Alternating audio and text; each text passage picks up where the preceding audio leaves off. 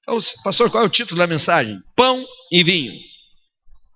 Estava estudando, lendo um assunto, alguém fazendo uma exegese do texto de Gênesis, e aquilo, sabe como vai te interessando, e você vai se aprofundando, e Deus vai colocando, e você vai entendendo, e aquilo você passa a ser ministrado. Esses dias era 2 horas da manhã, eu estava ali tomado, e eu não queria ir dormir, mas o sono já estava pegando, mas uma presença de Deus, eu falei, eu tenho que compartilhar isso com a igreja. E assim como eu fui tocado, assim como Deus está me abençoando com essa palavra, com essa revelação, desejo no meu coração que você receba a mesma porção, da mesma intensidade. Então vamos ouvir o que o Espírito Santo tem para nos dizer hoje sobre o pão e o vinho. Abra sua Bíblia ou acompanha no telão. Não sei se ainda nós estamos com a dificuldade do telão, daqui a pouco vamos resolver, em breve. Gênesis no capítulo 3, a partir do verso 1. Vamos ler esse texto. Vocês conseguem ler aí? Lá atrás? Acho que é eu que não consigo ver direito daqui de perto, né? Acho que de longe é melhor. Mas se apagado aí... Não vão dormir? Querem uma pipoquinha, guaraná? Ora, a serpente era o mais astuto de todos os animais selvagens que o Senhor Deus tinha feito. E ela perguntou à mulher: foi isso mesmo que Deus disse? Não comam de nenhum fruto das árvores do jardim? Foi isso que Deus falou com você? Foi isso que Deus disse a vocês? Você conhece a história, é um texto famoso na Bíblia. Então narra o diálogo, ali a tentação de Eva pela a serpente tentando Eva. Sabemos que a serpente é um tipo de Satanás, um tipo de diabo, Satanás, e a mulher fala de nós, a humanidade. Mas aqui nós temos algo interessante. Interessante porque uma heresia, queridos, que é a arte e a especialidade de Satanás, trabalhar com heresias, trabalhar com sofismas. Uma heresia, ela parte de uma premissa daquilo que Deus falou. Então, parte daquilo que Deus disse, a heresia, ela deturpa aquilo que Deus disse, o sofisma transforma aquilo que é verdade em meias verdades e faz disso um conceito e tenta maquiar isso para uma verdade. A heresia também, ela parte daquilo que Deus disse, acrescentando algumas coisas que Deus não disse, e tem o intuito ou o alvo de nos fazer acreditar que aquilo é verdade. Que foi isso mesmo que Deus disse, que isso mesmo é uma verdade, que isso é um fundamento, que isso é um princípio. A serpente, ela pega uma palavra que Deus disse e chega para Eva e fala: olha bem, foi isso mesmo que Deus disse, não comam de nenhum fruto das árvores do jardim.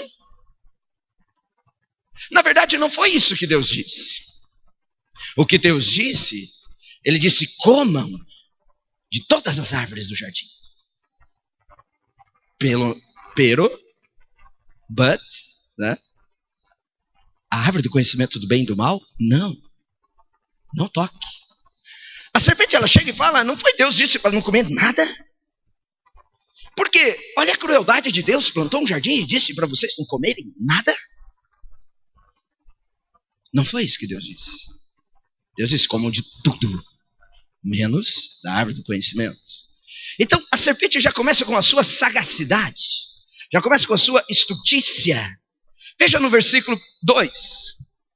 Respondeu a mulher à serpente. A mulher deu espaço para o diálogo. A mulher deu espaço para a mentira e para o sofisma de Satanás. Ela diz: podemos comer do fruto das árvores do jardim? Podemos. Próximo versículo. Mas Deus disse: não comam do fruto da árvore que está no meio do jardim, nem toquem nele. Agora veja aqui o ser humano trabalha. O texto diz, quando você olha em Gênesis capítulo 2, versículo 17, Deus disse para eles: não comam da árvore que está no meio do jardim. Mas Deus não disse: não toque nele. Isso aqui já é acréscimo. A mulher já acrescentando, a mulher já entrando no ritmo da serpente, a mulher já dando um jeitinho. Quando a serpente viu que a mulher engoliu a conversa, que a serpente entrou com uma mentira, a mulher entrou na conversa e coloca também uma meia-verdade, como não existe meias verdades, também coloca uma mentira. A serpente continua o diálogo. Versículo 4.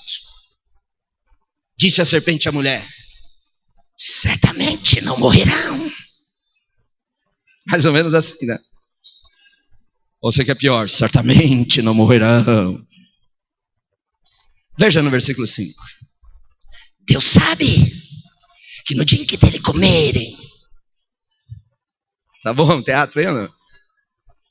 Se apagar a luz fica pior, né? Deus sabe. Eu já me perdi aqui agora.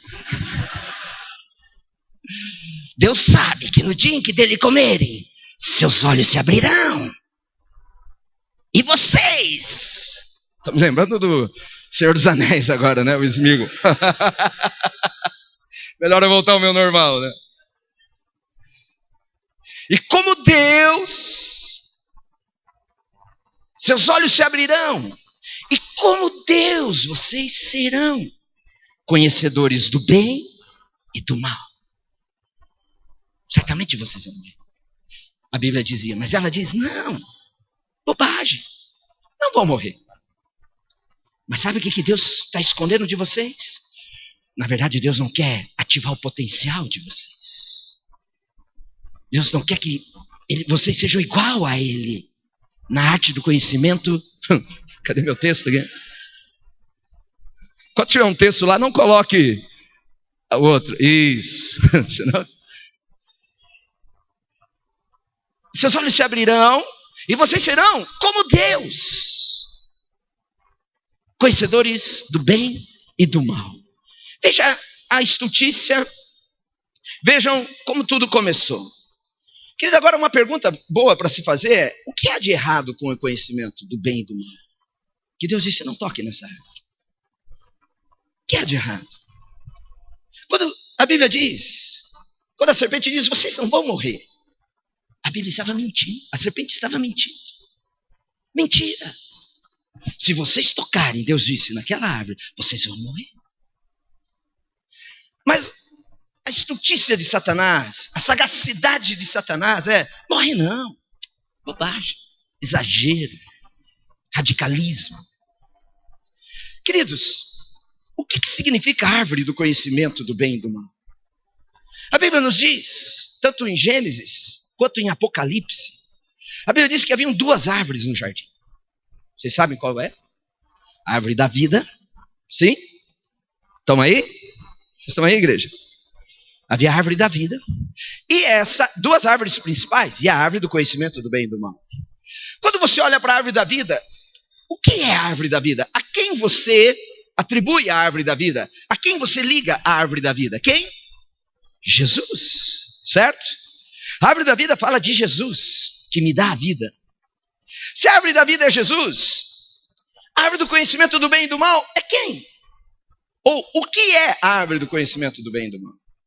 Jesus nos fala da graça, da vida dada, da justiça, dom gratuito da justiça. A árvore do conhecimento do bem e do mal nos fala da lei. Nos fala de um sistema legalista. Nos fala de um sistema de trocas, de conquista, de favores trocados. Nos fala de méritos. O que há de errado com a árvore do conhecimento do bem e do mal que não podia? Existe um conceito por aí que se o homem conhecer o bem e o mal, e que nós devemos dar a oportunidade para as pessoas conhecerem o bem e o mal, elas terão mais maturidade. E elas, no final das contas, elas vão escolher pelo bem. Se você tiver a oportunidade de conhecer a vida, muitos pais falam para os filhos, vai conhecer a vida. Eu já vi e já ouvi alguns pais dizendo para o filho, você tem que ter suas experiências sexuais. Porque depois que você casar, você já entra com experiência. Você tem que conhecer os dois lados.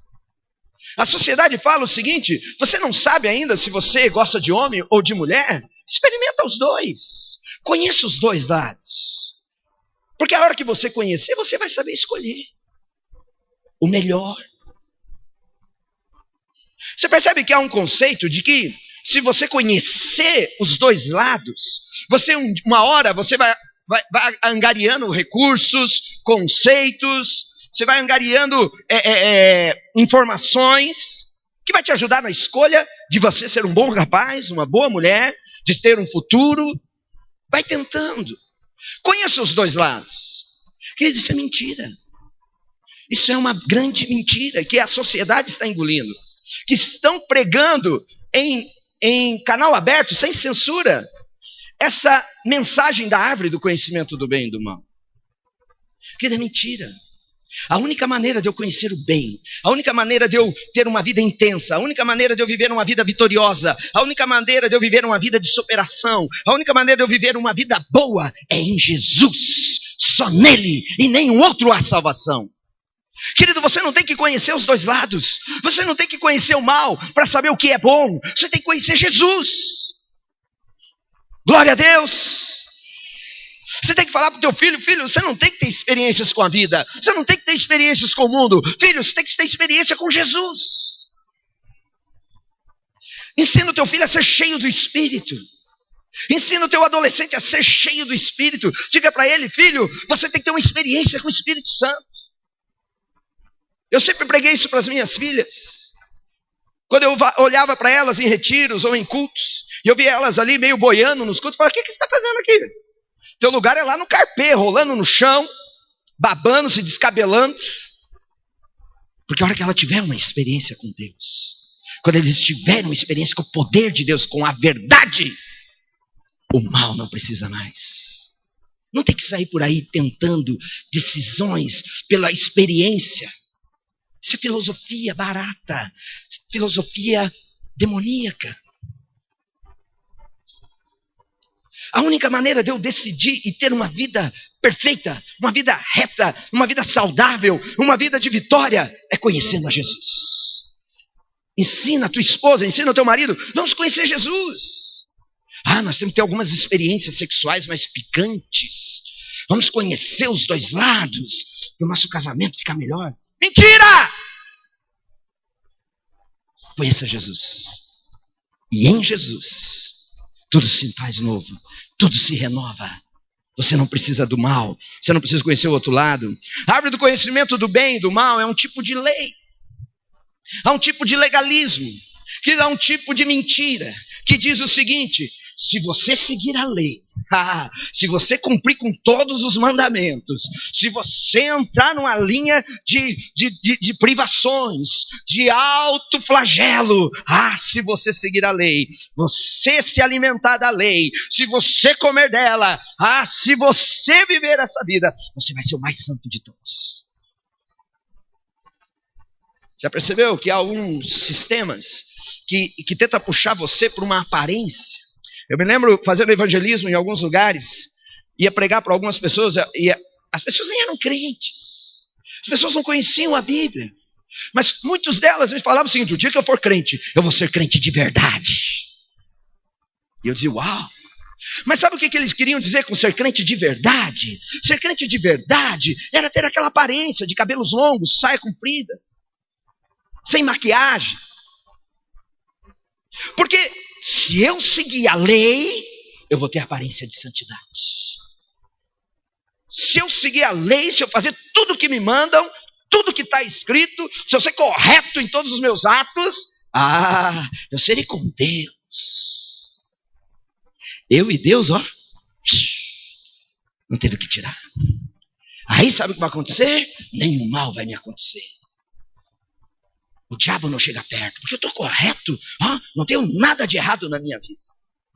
É um tipo de mensagem que diz que se você for dedicado segundo a lei, você será como Deus. Você será cheio de poder. Você será santo como Deus. Você já ouviu essa mensagem? Você já caiu nessa mentira? Querido, se eu comer e se eu andar nessa linha do conhecimento do bem e do mal, desse legalismo, a Bíblia diz que certamente morrerás, não viverás, não tem vida nisso. A Bíblia diz que o ministério que trouxe a morte, foi escrita nas tábuas da lei. A lei, a Bíblia diz que trouxe morte. Quando Deus disse para Adão e quando Deus disse para Eva, não coma dessa árvore porque morrerás. Tem muitos crentes, mas pastor, cadê as regrinhas? Cadê a leizinha? Cadê os métodos? A Bíblia diz, certamente morrerás, não tem vida nisso. A vida está em Jesus. E só nele há a verdade, só nele tem o fluir. Vamos ver no versículo 6 do capítulo 3. Eles comeram do fruto, caíram na mentira do diabo. Quando a mulher viu que a árvore parecia agradável ao paladar, era atraente aos olhos, e além disso, desejável para dela se obter discernimento. Segredo. Se eu fizer isso, eu chego aqui. Se eu guardar esse mandamento, eu terei isso aqui. Se eu fizer uma corrente, eu chego aqui. O discernimento. E além disso, desejável para dela se obter discernimento, tomou do seu fruto, comeu e deu ao seu marido, que comeu também. Versículo 7. Depois que eles comeram, o que aconteceu? Os olhos dos dois se abriram e perceberam que estavam nus. Então juntaram folhas de figueira para cobrir-se. O que aconteceu com eles quando eles comeram desse fruto, dessa árvore? Os olhos se abriram. E quando os olhos se abriram, o que eles perceberam? Eles perceberam a sua nudez. Agora veja bem, o que olhos são esses? Olhos se abriram não significa que era o olho físico, porque Deus já tinha feito eles completos. Deus já havia feito eles perfeitos. Não era um olho físico. Não era que eles eram cegos fisicamente e agora eles passaram a enxergar. Você está falando de um olho espiritual, de um discernimento, de uma capacidade espiritual de ver as coisas. E quando eles comeram, foi ativado no espírito deles um olhar de discernimento, uma capacidade de ver. E eles, quando eles viram que os olhos deles foram abertos, a primeira coisa que eles viram foi nudez. Nudez. Queridos, existem duas maneiras de você abrir os seus olhos espirituais. Existem duas formas de você ativar o seu discernimento espiritual. Um é comendo do fruto da árvore do conhecimento do bem e do mal, que é a lei. Ela abre os seus olhos e você consegue ver coisas. Ou o outro fruto da árvore da vida, que é Jesus. Quando eles comeram do fruto da árvore da vida, queridos, eles fizeram a escolha errada. Eles escolheram a árvore errada. Quando você estuda um pouco sobre pecado, a palavra pecado no grego, ela vem da palavra hamartia. Diga, hamartia.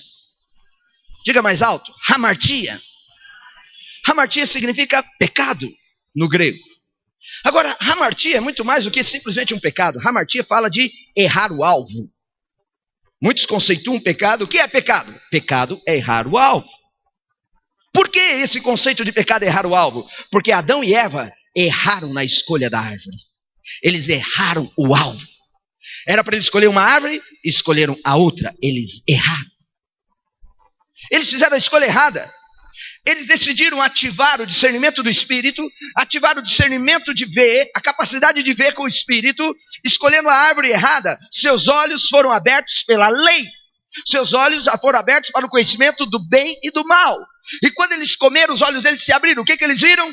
Nudez. Sabe o que isso significa? Que a lei sempre faz você se sentir que está faltando algo. Já percebeu? Que você nunca está santo o suficiente. Você nunca está digno o suficiente. Você nunca está completo o suficiente. Sempre está faltando alguma coisa. Sempre você está achando que não é merecedor. Sempre tem um conceito na sua mente que você não tem o suficiente, que tem alguma coisa errada comigo, que provoca um sentimento que sempre falta algo mais. Foi o que Adão e Eva perceberam. Quando os olhos dele se abriram, você está nu. Está faltando algo em você. E a Bíblia diz que quando eles viram a nudez, eles tentaram se cobrir com folhas de figueira, para se esconder, para cobrir, porque estava faltando algo. E aquela folha de figueira não foi suficiente para esconder o sentimento de perda, o sentimento de que está faltando algo. A Bíblia diz que eles se escondem quando Deus vem. Nós não podemos nos encontrar com Deus. Deus não pode nos ver assim. Deus, o que Deus vai fazer conosco? Não estamos puros o suficiente. Não estamos santos o suficiente. Não estamos aptos o suficiente. Meu Deus, o que vai acontecer conosco? A Bíblia diz que com medo eles fugiram. Qual árvore você escolhe para abrir os teus olhos? A árvore do conhecimento do bem e do mal? Ou a árvore da vida? Quando os olhos deles se abriram pela escolha errada, eles perceberam que estavam nus, eles perceberam que a glória tinha ido embora, eles perceberam que eles erraram o alvo e eles fugiram de Deus. Querido, como é comum você ouvir crente com essa frase na boca: se Deus vir que eu mereça. Você já disse essa frase? Isso é conhecimento do bem e do mal. E se você que está comendo da árvore errada? Meu irmão, você está curado? Você está enfermo? Nós vamos orar e Deus vai te curar. Se Deus vê que eu mereça a cura. Se Deus vir que eu mereça essa promessa. Se Deus vir que...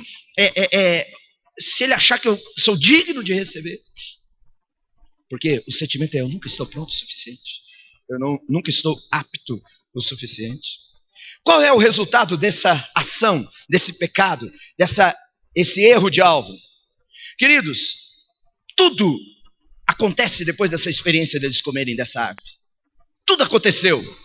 Veio a queda do homem, veio as dores, veio a dureza da vida, veio as enfermidades, veio o distanciamento de Deus, veio o isolamento, veio a frieza espiritual, veio a dúvida, veio tudo. Aconteceu depois que eles comeram dessa árvore. A queda, o caos, distanciamento, isolamento de Deus. Querido, ouça o que eu vou te dizer, presta atenção. Deus criou um mundo maravilhoso para mim e para você. Tudo que Deus fez, a Bíblia diz, é bom. E como não se bastasse, quando Ele completou toda a criação que Ele fez, eu e você, o homem e a mulher, Ele diz, é muito bom. Um mundo perfeito, planejado, nos ricos detalhes. Deus criou. Deus nunca quis que o mundo passasse pelo que passa.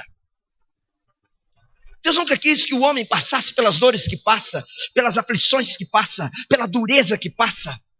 Existe uma teologia do sofrimento que diz, quanto mais eu sofrer, mais eu vou aprender.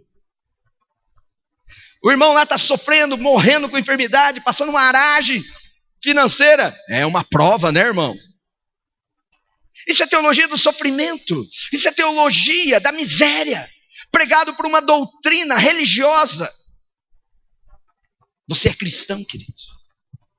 Você não é muçulmano. Você não é islâmico. Você não é Krishna. Você é cristão. Amém? E em Cristo Jesus somos novas criaturas.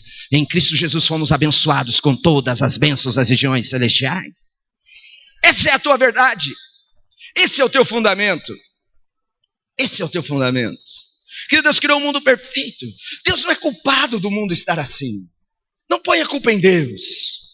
Onde está Deus? Por que Deus permite? Que foi o pecado que trouxe a morte.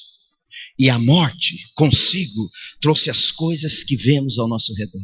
Destruição, dor, aflição, enfermidade, pensamentos decadentes, pensamentos de morte, as pessoas sem energia, as pessoas com fadiga crônica, estressadas, cansadas, doentes, amarguradas, incapazes. As pessoas intolerantes. Não foi Deus que fez isso. Deus não criou esse mundo assim, mas por causa da escolha errada. Porque comeram do fruto da árvore que não podia comer. Abriu os olhos. E o homem vive numa carência de tentar estar bem com Deus. Já percebeu? Que nós temos uma dura missão de eu preciso estar bem com Deus. Eu preciso achar um jeito de estar bem com Deus. Querido, a vida que Deus planejou para mim e para você foi uma vida com alegria. E eu preciso ter prazer na vida. Que está na hora da igreja se levantar e dizer, yes! Eita, vida boa! Amém? Vocês estão aí, igreja? Vocês estão me ouvindo? Querido, algo entrou. Porque os olhos foram abertos de uma outra forma. Vamos ver algo interessante aqui em Lucas, no capítulo 24, versículo 25.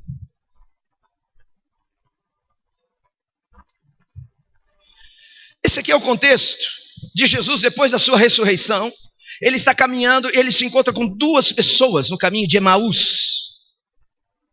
Era um caminho de um lugar chamado Emaús, e esses dois estavam indo, e Jesus alcançou eles e começou a bater um papo.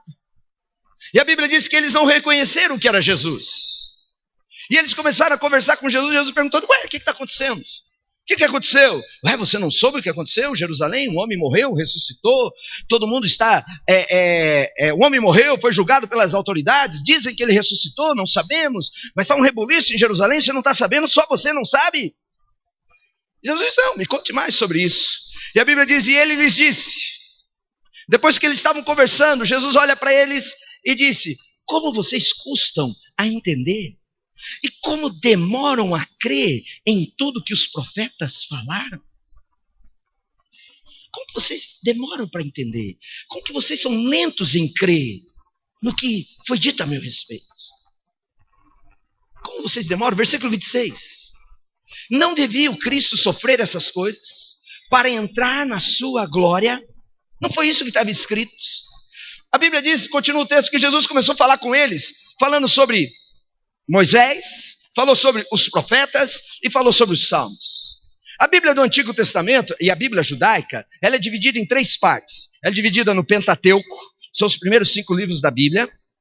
Gênesis, Êxodo, Levíticos, Número e Deuteronômio.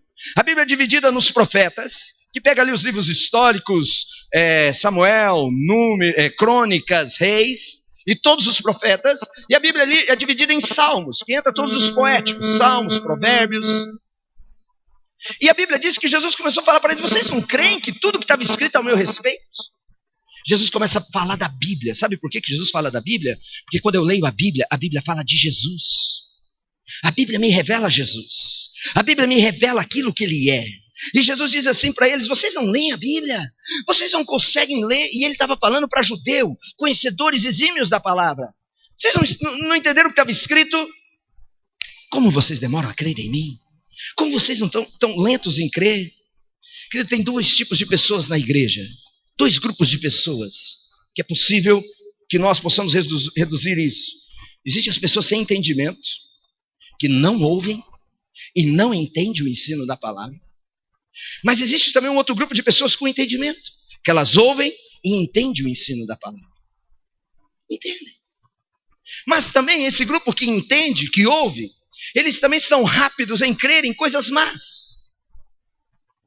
Falam para eles coisas ruins, e eles são rápidos em crer. Por exemplo, eles ouvem uma fofoca, é verdade. Falam que ele tem uma doença, é verdade. Um diagnóstico diz, você tem câncer, é verdade. Eu creio que é assim. Eu creio no que você disse. Eu creio no que está sendo dito. Eu creio que eu vou morrer em tantos dias. Eu creio que eu tenho um tumor. Eu creio que eu tenho infecção. Eu creio que o que falaram de fulano é verdade. Eu creio. Rápidos em crer em coisas más, mas lentos em crer no que a Bíblia diz. Você dá boas notícias para elas, difícil crer. Demoram em crer. São lentos em crer. Você fala coisas más, rápidos em crer. Ligeiros no pensamento. Querido, a Bíblia fala de Jesus. E tudo que está escrito. Quando Jesus ensina a Bíblia, veja que Jesus sempre ensinou a Bíblia. Todas as mensagens, tudo que ele falava, ele citava os profetas, ele citava Moisés, ele citava os salmos, dizendo, está escrito. E se está escrito, está falando de mim. Está falando sobre eu. O propósito da Bíblia é mostrar Jesus. Sabe por quê? Porque Ele é a árvore da vida. Ele é a árvore da vida. Ele é a ressurreição. Ele é o pão que desceu do céu. Ele é tudo o que você precisa que Ele seja. Por isso que a Bíblia fala dele. Por isso que está aqui do começo ao fim da Bíblia. Ela revela quem é Jesus para você. E quando você ler a Bíblia, você tem que olhar a Bíblia do ponto de vista de Jesus. Da pessoa de Jesus para você. Quando você olhar a Bíblia dessa forma, você diz, eu creio. É isso que acontece comigo. Queridos, no versículo 30 de Lucas, capítulo 24, versículo 30, o texto continua, depois você acompanha em casa. Jesus entra, começa a conversar com eles, começa a discorrer Moisés, os profetas, e a Bíblia diz que eles chegaram em Emaús, e Jesus quis continuar a caminhada. Eles insistiram: não, Jesus, quer dizer, desculpe, eles não sabiam que era Jesus. Eles disseram: não, fica conosco, já vai anoitecer, pose aqui. E eles insistiram e Jesus entrou. E quando Jesus entrou, quando estava à mesa com eles, tomou o pão, deu graças. A palavra deu graças aqui é abençoou. Ok? Numa outra versão diz abençoou.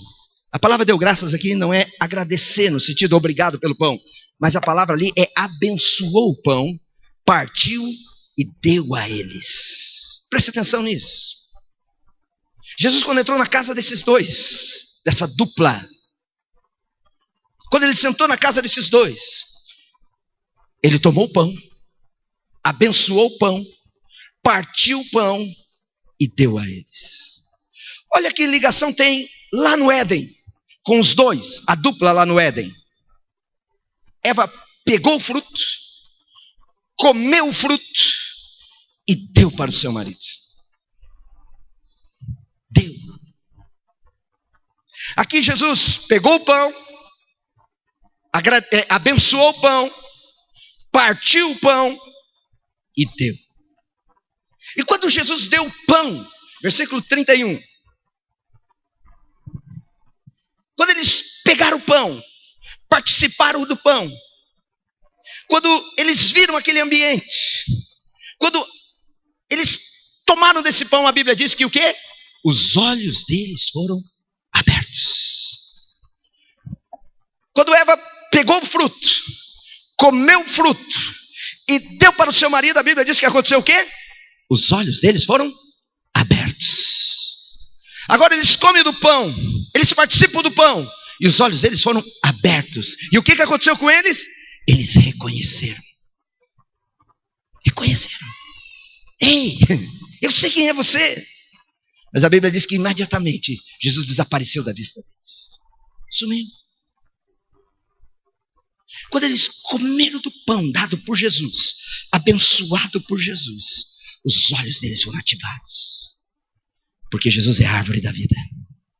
Quando Deus disse no jardim: comam de todas as árvores, menos do conhecimento do bem e do mal, porque os seus olhos vão abrir, mas vão abrir da maneira errada e vocês vão morrer.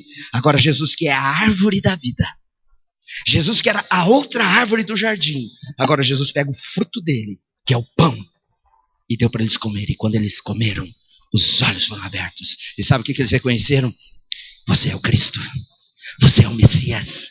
Você é aquele que venceu a morte. Você é aquele que venceu o inferno. Você é aquele que venceu o pecado. Você é o meu Salvador. Você é o que faz tudo novo na minha vida. Aleluia! Glória a Deus! Aleluia! Ele deu o pão que abençoou. Querido, nós não conquistamos esse pão. Essa árvore não é do suor do teu rosto, essa árvore não é dos teus méritos, o fruto dessa árvore não vem dos teus merecimentos, mas esse pão vem de graça. Você não conquista, você recebe, porque Jesus é dado por nós. Querido, a queda tem as suas consequências. E o que aconteceu com a queda do homem? A queda é a razão, preste atenção, ouçam o que eu vou te dizer. A queda é a razão porque temos doenças. A queda é a razão porque temos dores. A queda é a razão porque envelhecemos. A queda é a razão porque nós morremos. E tudo isso veio por quê? Como que isso tudo entrou?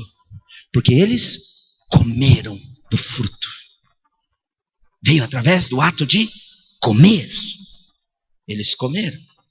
Querido, nós precisamos entender os sinais. Vocês estão aí, igreja? Quantos estão entendendo? Diga, eu estou entendendo. Amém. Assim como pelo comer, ouçam, assim como pelo comer do fruto da árvore errada trouxe a morte, Ele nos deu de comer do fruto da árvore verdadeira, da árvore certa. E esse fruto nos traz a restauração de todas as coisas. Ele partiu o pão, abençoou, e deu. E quando eles comeram, os olhos deles foram abertos. Versículo 31 diz: então os olhos deles foram abertos e o reconheceram, e ele desapareceu da vista deles. Versículo 32.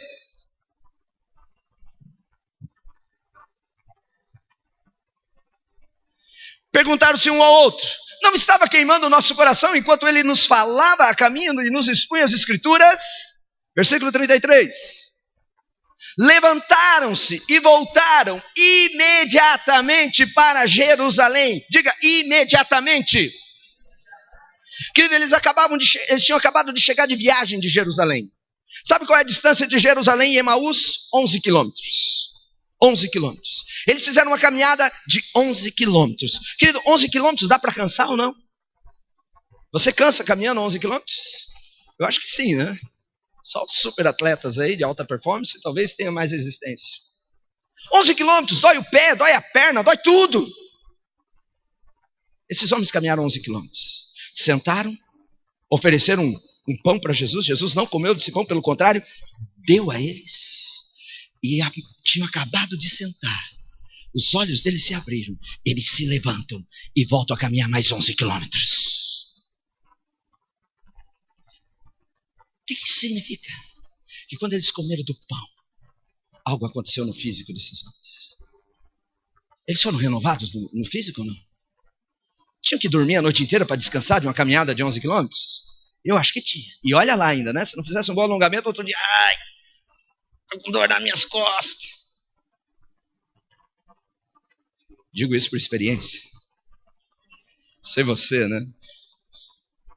Esses homens se levantaram e caminharam mais 11 quilômetros no mesmo dia, na mesma noite, no mesmo tempo. Estavam renovados no físico? Sim. Tinham vigor físico? Tinham saúde para isso? Sim. Algo aconteceu com esses homens. Querido, quando nós vemos o pão sendo mencionado na Bíblia pela primeira vez, nós vemos o pão sendo falado para Adão: do suor do teu rosto você vai comer esse pão. Sabe, uma imposição ruim. O pão no sentido do aspecto ruim da vida. A dor da vida, o sofrimento para conquistar esse pão. A primeira vez que nós vemos a menção de vinho na Bíblia está em Gênesis 9, quando Noé plantou uma vinha, tomou o vinho e se embriagou com ele. Se embriagou.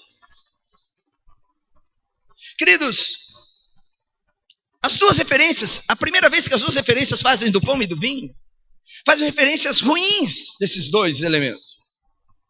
Mas a primeira vez que a Bíblia faz referência dos dois juntos, o pão e o vinho, se refere em Melquisedeque, que foi lido aqui hoje. Que Melquisedeque chega até Abraão com o pão e o vinho, e Melquisedeque com o pão e o vinho abençoou Abraão. E Abraão foi renovado com aquilo. Abraão foi abençoado com aquilo. Abraão foi feito um novo homem com aquilo. Porque veio de Deus. Não veio da força humana, não veio da capacidade humana. Quando nós estudamos o sangue, nós temos algumas revelações sobre o sangue de Jesus. Nós entendemos o que o sangue faz. Sabemos que o sangue cobre pecados. Sabemos que o sangue perdoa, purifica. Amém, igreja? O sangue de Jesus nos purifica de todo pecado. Amém. Mas e o pão? Qual a importância do pão? O que o pão nos fala na Bíblia? O que o pão tem a dizer? O pão fala do corpo de Jesus. O vinho fala do sangue de Jesus. O sangue purifica-nos. O sangue nos justifica. O sangue nos perdoa. Mas e o pão? O pão fala do seu corpo, que foi dado por nós. Um pão que sofreu escárnio. Um corpo que sofreu dores. Um corpo que sofreu agressões. Para que o teu corpo fosse livre de todos esses males. Amém? Glória a Deus, queridos. Não sejam lentos em acreditar no que a Bíblia diz. Não sejam lentos, não sejam demorados para crer no que a Bíblia diz. O sangue me purifica, o sangue me perdoa, mas o pão é o corpo de Jesus que foi dado por mim. Foi feito dor, foi feito castigo, foi feito feridas, para que eu pudesse ter um corpo limpo, um corpo renovado em forças, em saúde. Querido, tremendo quando Jesus diz: esse é o meu corpo e eu dou para vocês. Já pensou no corpo de Jesus? O corpo de Jesus foi um corpo que nunca ficou doente. Você imagina Jesus acordando de manhã e dizendo: Pedro, Pedro! Foi, mestre! Tem multidão aí hoje? Tem. Cancela a agenda. Tô com uma dor nas costas. Não vai dar. Aquela caminhada ontem não foi certo. Você imagina Jesus passando por essas dores? A Bíblia não diz. E eu também acho que não aconteceu. João! Ô, mestre, me ajuda aí. Essa varize aqui está me incomodando. Será que passou por isso? O que você acha? Não! Era um corpo saudável. Era um corpo que nunca ficou doente. Um corpo que nunca sentiu um resfriado. Um corpo santo. Amém? Mas esse corpo tinha algo mais ainda. Era um corpo que quem tocasse nele, esse corpo liberava um poder que curava todos os doentes. Esse corpo que tocava num leproso, o leproso era curado. Esse corpo que tocava no morto, o morto ressuscitava. Um corpo tremendo. Diferente do meu e o teu, que comemos da árvore errada. Mas Jesus disse, esse corpo é dado para você. Você quer? Ele diz, coma desse corpo. Coma dessa árvore. É essa árvore que você tem que comer. A árvore da vida. O fruto da árvore é o meu corpo. Glória a Deus. Vocês estão aí, igreja? Seu corpo foi partido para que o meu corpo ficasse em ordem. Seu sangue foi derramado para remover os pecados. E através da remoção dos pecados, eu tenho um corpo renovado. Você crê nisso, querido? Diga assim, eu creio. Diga, eu creio. Eu não sou lento em crer. Amém? Creia. Eu não tenho nada contra a medicina, pelo contrário. Alguém já disse, eu não tenho nada contra a medicina, nem o contrário. Não sou contra nem a favor. Entenderam a brincadeirinha? Estou brincando. Cara, a medicina foi algo que Deus criou. Algo que Deus abençoou. Mas Jesus é o médico dos médicos. Amém? O corpo dele te sara. Vamos ver Salmo 105. Já vou encerrar. E nós temos uma ceia. O povo está rápido lá para servir a ceia. Olha só o Salmo 105. Ele faz uma recapitulação dos dias no Egito. E fala da saída da escravidão. Depois matou todos os primogênitos da terra deles. Fala da última praga. Todas as primícias da sua virilidade. Morreram os primogênitos do Egito. Versículo 37. Ele tirou de lá, Israel, de lá de onde? Do Egito. Que saiu cheio de prata e ouro. Amém?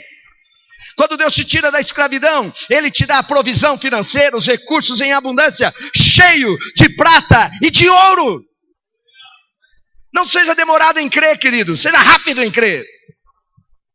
Não havia em suas tribos quem fraquejasse. Você tem uma outra versão aí que eu coloquei, a RC? Se tiver outra versão, a outra versão diz assim, e não havia em suas tribos nenhum enfermo. Nenhum enfermo. Nenhum que fraquejasse.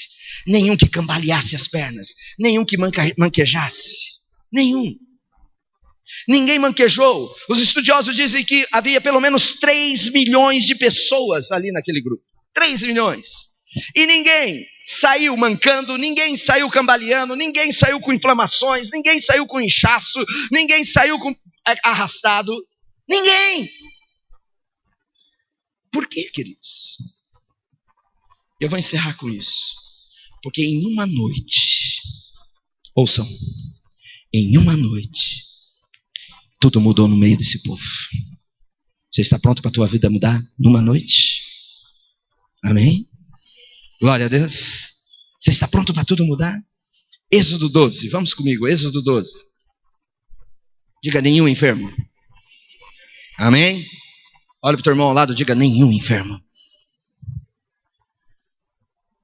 Agora é a Páscoa. Deus estabelece a Páscoa. E Deus disse, não comam a carne crua, nem cozida em água, mas assada no fogo. Cabeça, pernas e vísceras. Comam tudo. Versículo 10. Não deixe sobrar nada até pela manhã. Caso isso aconteça, queime o que restar. Versículo 11. Ao comerem, Estejam prontos para sair. Cinto no lugar, sandálias nos pés e cajado na mão. Comam apressadamente. Essa é a Páscoa do Senhor. Comam. Agora o texto diz, versículo 9: não comam a carne crua, mas comam a carne assada. Não comam a carne cozida em água, comam ela assada. Muitos de nós olhamos para Jesus e nós temos o entendimento de Jesus como a nova era entende Jesus. Como que a nova era entende Jesus?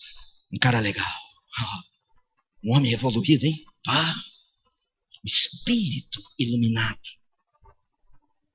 Jesus, um exemplo de privações. Jesus, um exemplo de amor. Essa é a maneira como a nova era. Isso é a maneira como essas filosofias veem Jesus. Mas infelizmente a igreja muitas vezes vê Jesus dessa forma. Quando eu olho para Jesus como um bom homem, um exemplo de amor, um exemplo de renúncia, um exemplo de privações, querido, eu estou querendo comer carne crua.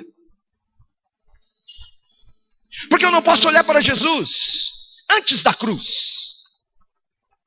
Eu tenho que olhar para Jesus depois da cruz. Quando você olha para o tabernáculo, a construção do tabernáculo, o tabernáculo tinha uma churrasqueira, que era o altar de sacrifício. Ok? Estão aí, igreja? Vocês estão me ouvindo, igreja? E todo sacrifício que entrasse no tabernáculo, ele tinha que passar primeiro pela grelha daquela churrasqueira, que era o altar de sacrifício. E aquele altar de sacrifício fala da cruz que Cristo foi crucificado. Onde queima a carne. Onde queima o sacrifício. Quando eu olho para Jesus antes da cruz, eu não estou comendo a carne dele assada, mas uma carne crua. E se Jesus não ressuscitou, a Bíblia diz que é vã a minha e a tua fé. Jesus não é um homem. Jesus não é um exemplo de homem. Jesus não é um exemplo de marido, exemplo de filho. Jesus não é um exemplo de caridade. Jesus não é um exemplo de bom homem. Jesus não é um exemplo de bom cidadão. Jesus é aquele que venceu a morte, o inferno e o pecado, ressuscitou, está assentado e vive eternamente para salvar a mim e a você. Aleluia!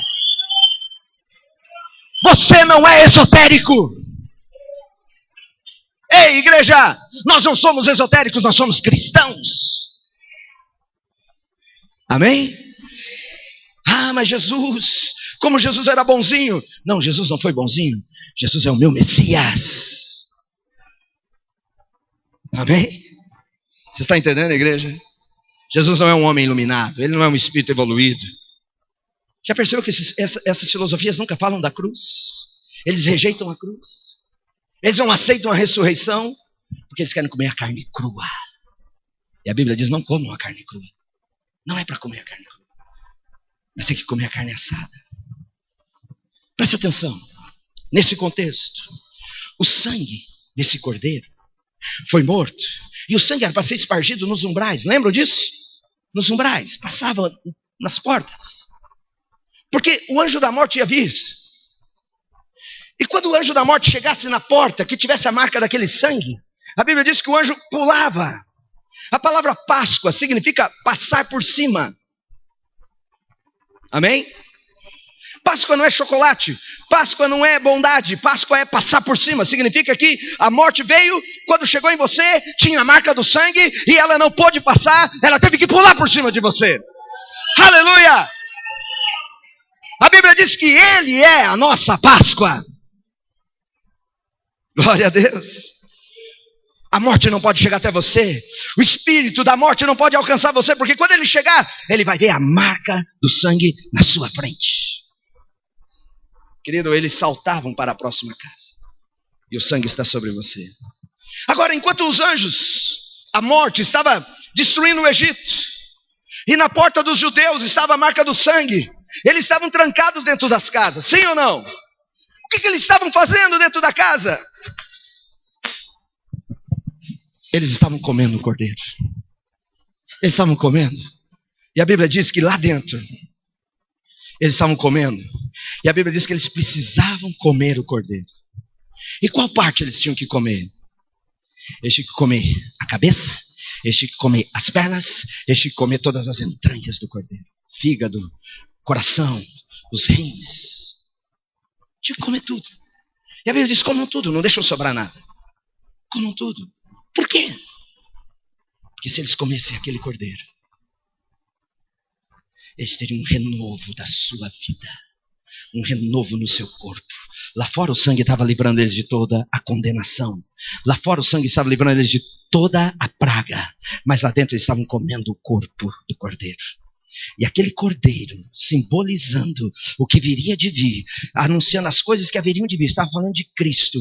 Eles comiam aquele cordeiro, eles comiam a perna do cordeiro e as suas pernas eram fortalecidas. Eles comiam o coração do cordeiro e os seus corações eram fortalecidos. Eles comiam os pulmões do cordeiro, os seus pulmões eram renovados. Eles comiam a cabeça do cordeiro, o seu cérebro era ativado. Eles comiam o cordeiro e a vida deles eram renovadas. E a Bíblia diz, no versículo 10, põe lá para mim, versículo 11, ele diz, ao comerem, e sejam prontos, comam e fiquem prontos. Prontos para quê? Prontos para sair. Como do cordeiro, porque vocês vão ter uma caminhada pelo deserto. Como das pernas do cordeiro, porque as pernas de vocês vão caminhar muitos quilômetros. Como do fôlego do pulmão do cordeiro, porque vocês vão precisar de muito fôlego. Como do cordeiro, e fiquem prontos. Prontos para quê? Prontos para sair para conquistar. Prontos para sair para a tua liberdade. Prontos para ir a tudo que Deus tem para você. Prontos para a promessa de Deus. Prontos para se cumprir todo o propósito de Deus na sua vida. Estejam prontos. Sandália nos pés, cajado na mão. Comam apressadamente. Glória a Deus. Amém? Qual parte do cordeiro você precisa comer?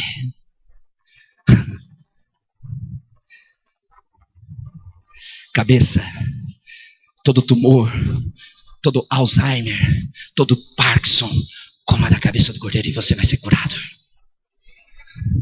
Cabeça fala de sabedoria, cabeça fala de entendimento, fala de inteligência, coma do cordeiro e você vai ser mais inteligente do que todos.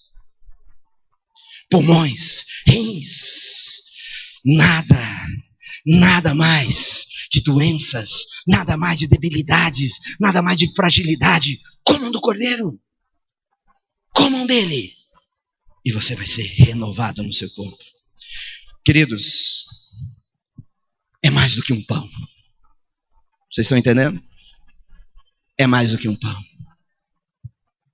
No versículo 12 desse capítulo mesmo, ele diz, comam isso, e façam disso um memorial perpétuo para vocês. Façam disso de uma memória, façam disso de um ato profético na vida de vocês. Lembrem disso, que vocês comeram do cordeiro e as forças de vocês foram renovadas. E o dia, na manhã seguinte, esses homens estavam prontos para enfrentar qualquer desafio pela frente. É muito mais do que um pão. É muito mais do que um vinho. Eu não estou falando da teologia da transfiguração. Não significa que quando nós ceiamos aquele pão, de fato é o corpo de Jesus. Aquele vinho, de fato é o sangue de Jesus. Não. Mas a Bíblia diz, em memória de mim. Faça disso um memorial. O que é um memorial? Quando Josué atravessou o Rio Jordão, Deus diz, levante 12 pedras no memorial. Quando Elias estava para liberar a chuva sobre Israel, a Bíblia diz que ele levantou um memorial de altar de 12 pedras. Um memorial. Memorial, a Bíblia fala de um ato profético. Quando você pega do pão, queridos, você está dizendo, eu vou comer do fruto da árvore certa agora. Amém? Eu vou comer dessa árvore. Vou comer da árvore da vida. E ela vai me dar vida. 1 Coríntios capítulo 11, versículo 29. Olha o que Paulo fala sobre a ceia. Você já deve ter lido esse texto. Ele está falando dentro do contexto de ceia, pão e vinho. Ele está dizendo sobre comer discernindo o corpo. E quem come sem discernir o corpo, muitas vezes que come e bebe, condenação para si. Quem come, participa da ceia, quem participa do corpo de Jesus. Quem não entende o corpo de Jesus está fundamentado no princípio da árvore do conhecimento do bem e do mal. E essa árvore traz condenação para si. Você nunca está bom. Você sempre está se sentindo nu. Olha o que o texto diz. Pois quem come e bebe sem discernir o corpo, come e bebe para a sua própria condenação. Versículo 30. Por isso há entre vocês muitos fracos e muitos do quê? O que é dormir, queridos? Morre. Quando eu não entendo o que eu faço, o que é o corpo de Cristo. Quando eu entendo que tem muita gente que vem para o culto só para ceia. Tem muita gente que diz a santa ceia. Que da ceia é só um memorial. É só um ato profético. Desculpe, não é só um ato profético. A ceia é um ato profético. Mas eu preciso ter os olhos abertos pela árvore da vida, porque se eu como sem discernir, eu tenho fraqueza, eu tenho doenças e eu tenho a morte me esperando. Por que muitos na igreja ainda morrem? Por que muitos na igreja ainda ficam doentes? Por que muitos na igreja ainda estão fracos? Ah, pastor, isso é espiritual. Não é espiritual, está falando de fato. As pessoas estavam morrendo em Coríntios. As pessoas estavam ficando doentes em Coríntios. As pessoas estavam fracas em Coríntios. Só lá, aqui não. Vocês estão aí, igreja?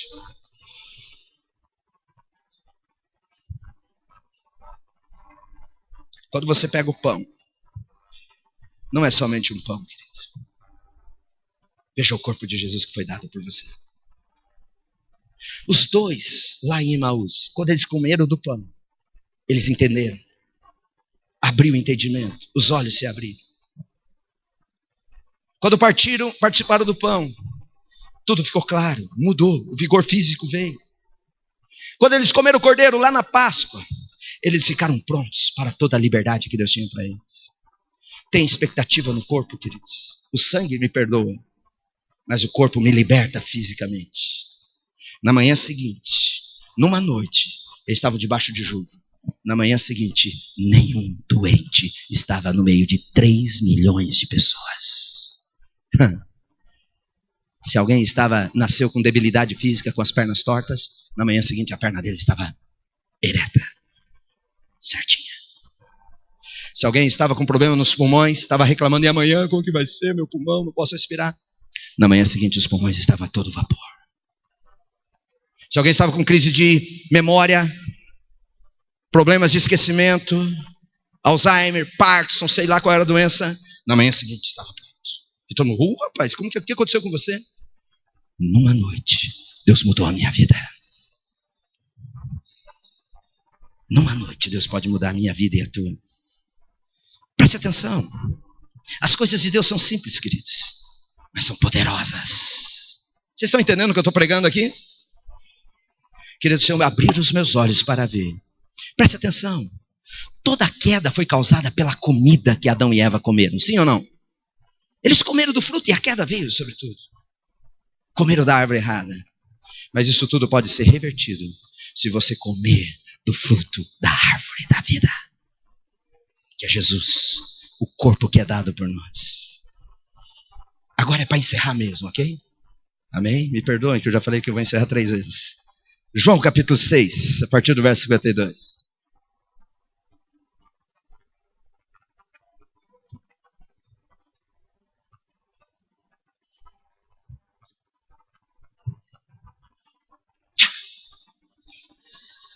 Faltou poder aqui. João capítulo 6, versículo 52, é o último versículo. Então os judeus começaram a discutir exaltadamente entre si, dizendo: como pode esse homem nos oferecer a sua carne para comermos? Esse cara é maluco. Jesus estava pregando, vocês têm que comer do meu corpo. Você sabia que a igreja primitiva, nos primeiros meses dela, a perseguição, um dos motivos da perseguição, porque eles foram acusados de canibalismo, porque eles participavam dizendo: vamos comer o corpo de Cristo. Quem passava na rua da frente da igreja dizia: meu Deus. É verdade, está na história. Como pode esse homem nos oferecer sua carne para comermos? versículo 52. Pode ir passando. Jesus lhes disse: eu lhes digo a verdade. Se vocês não comerem a carne do Filho do Homem e não beberem o seu sangue, não terão vida em si. Olha a condição para ter a vida. Versículo 53. Jesus lhe disse: todo aquele que come a minha carne e bebe o meu sangue tem a vida eterna, e eu o ressuscitarei no último dia. Querido, preste atenção nesse texto. Se ele diz que eu tenho a vida eterna, por que ele está falando que eu vou ressuscitar ainda? Você percebeu que nós pensamos e entendemos vida eterna como uma vida depois da morte? E Jesus coloca a vida eterna antes da morte. Vida eterna não é uma vida em si. Vida eterna é um conceito. A vida depois da ressurreição é a vida celestial. Mas a vida antes da ressurreição, a palavra vida eterna aqui é Zoe. Zoe é a vida que vem da ressurreição. A vida que vem da presença de Deus. Ele diz: se você comer da minha carne e beber do meu sangue, você tem a vida que eu tenho. Continua, versículo 55. Pois a minha carne é a verdadeira comida, e o meu sangue é a verdadeira bebida. Pode ir passando. Todo aquele que come a minha carne e bebe o meu sangue, permanece em mim e eu nele. Você quer que Jesus esteja em você? Versículo 57. Da mesma forma como o Pai que vive em mim, a mesma forma que o Pai que vive me enviou, e eu vivo por causa do Pai. Por que Jesus vivia? Por causa do Pai. Assim aquele que se alimenta de mim, viverá por minha causa. Você quer entender isso mais claro? Esse microfone aqui, dentro de um certo conceito, ele está vivo? Sim. Ele está emitindo vida, ele está emitindo som, ele está funcionando. Mas ele vive por quê? Porque tem uma corrente elétrica que faz ele viver. Então ele vive por causa da corrente elétrica. Jesus está dizendo o seguinte: aquele que se alimenta de mim viverá por minha causa. Por que você está vivo? Por que você vence a enfermidade? Por que você vence a vida? Por que você vence? Porque eu estou ligado numa vida maior que a minha. Eu vivo por causa dele, porque eu comi dele, ele está dentro de mim, eu trouxe ele para mim. Versículo 58. Este é o pão que desceu dos céus. Os antepassados de vocês comeram o maná e morreram, mas aquele que se alimenta deste pão viverá. Amém? Você está entendendo, igreja? Versículo 59. Ele disse isso quando ensinava na sinagoga. Jesus estava pregando sobre ele mesmo. Queridos, nós encontramos o segredo de ter Cristo habitando em nós. Ele é o pão que desceu do céu. Quando você come dele. Pastor, mas o que é comer de Jesus? É trazer ele para você. Ele é a árvore da vida. A árvore do conhecimento do bem e do mal vai mostrar que você está nu. A árvore da vida, o fruto dessa árvore, que é Jesus e o pão que desceu do céu. Ele renova o teu físico, o sangue dele perdoa os teus pecados, e você tem uma vida que vem dele, vivendo em você. Amém? Vamos colocar em pé nessa hora.